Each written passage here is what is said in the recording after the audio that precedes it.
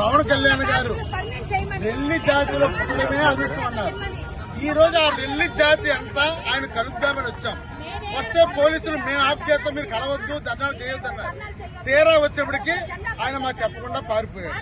మేము ఒకటే కొడుతున్నాం, గోదావరి పుష్కరాల నేపథ్యంలో రోడ్లు ఈ డెవలప్ ఎంత అవసరమో కుక్క సచ్చిన నక్క సచ్చిన అడ్డుపడి తీయాలన్నా ఏం జరగనా మున్సిపల్ కార్మికులే కావాలి.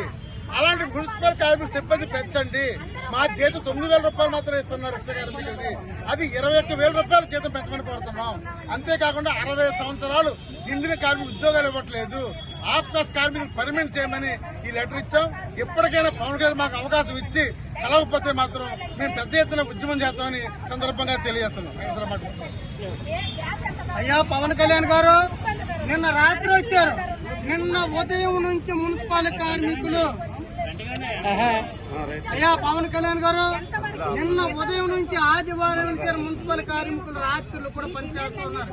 మీరు వస్తున్నారని రోడ్లు శుభ్రం చేస్తా ఉన్నాం, గార్బేజ్ లేకుండా చూస్తా ఉన్నాం.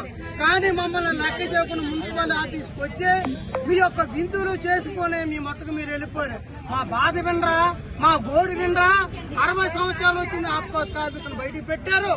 అదే రకంగా చనిపోయినటువంటి కార్మికుల యొక్క పని ఇమ్మని అడిగితే 15,000 రూపాయలు జీతం ఇస్తాను, 21,000 ఇవ్వను అని అంటారు. ఇది ఎంత దారుణం! రిక్షా కార్మికులు దాదాపు 10 సంవత్సరాలు బట్టి చేస్తూ ఉన్నారు. 1,800 నుంచి 9,000 వరకు వచ్చింది. ఈ 9,000 రూపాయలు ఉన్న రిక్షా కార్మికులు కూడా